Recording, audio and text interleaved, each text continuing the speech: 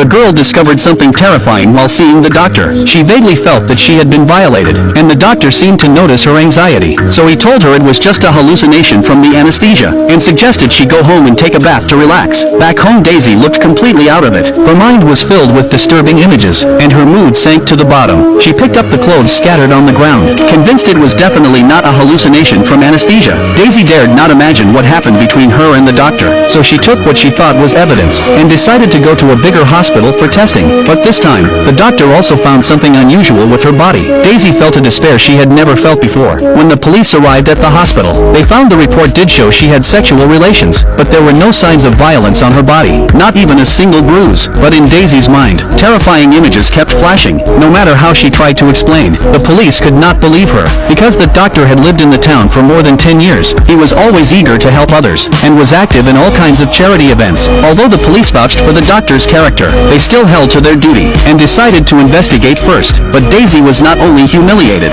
even the police didn't believe her words. Disturbing images kept flashing through her mind. Even her family began to doubt her. Some even suspected she was after the doctor's wealth. But Daisy still insisted, as long as the police got the doctor's cell sample, a comparison would prove her innocence. She pinned all her hopes on this. But she seemed to have thought it was too simple. The police soon found the doctor, but their relationship seemed unusual. They first asked with concern about his condition. The doctor's reaction was huge. He was shocked why his patient would choose to slander him, to clear himself of suspicion. He told the whole story from beginning to end. It turned out, that night Daisy had a big fight with her boyfriend, and accidentally hurt her finger. It was her boyfriend who came to the hospital first. Then Daisy came over cursing and shouting, to keep her from disturbing others. The doctor put aside his work, but unexpectedly Daisy panicked when she saw the wound, and she reeked of alcohol. To clean her wound more easily, the doctor gave her a sedative, but he never thought Daisy would accuse him afterwards. After hearing this, the police asked him to provide a cell sample, but the doctor got even angrier. In his view, that was insulting him, so he used the excuse of too many patients that day, and told the police to come back later. Time right now.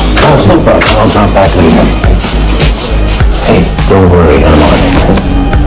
Right after that, the police visited the hospital nurses to further confirm what the doctor said was true, and from Daisy's co-workers they learned that night she did fight with her boyfriend, and she did have some injuries on her body. In short, everything was proving the doctor was telling the truth. Then, the police also found Daisy's boyfriend to confirm it. Meanwhile, the doctor secretly drew a vial of blood, and told the nurse to label it. By then the police were already waiting outside, without their supervision. The doctor handed the sample to the police. I'm sure they're supposed to be there when you give the sample.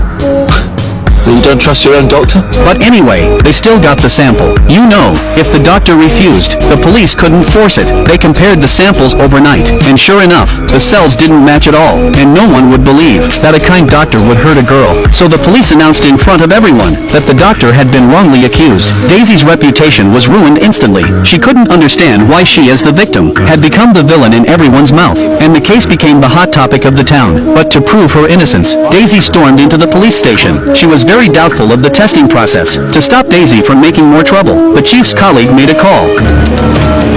Rescue, can you give me the name of the nurse who took the blood sample, please? Is there a problem?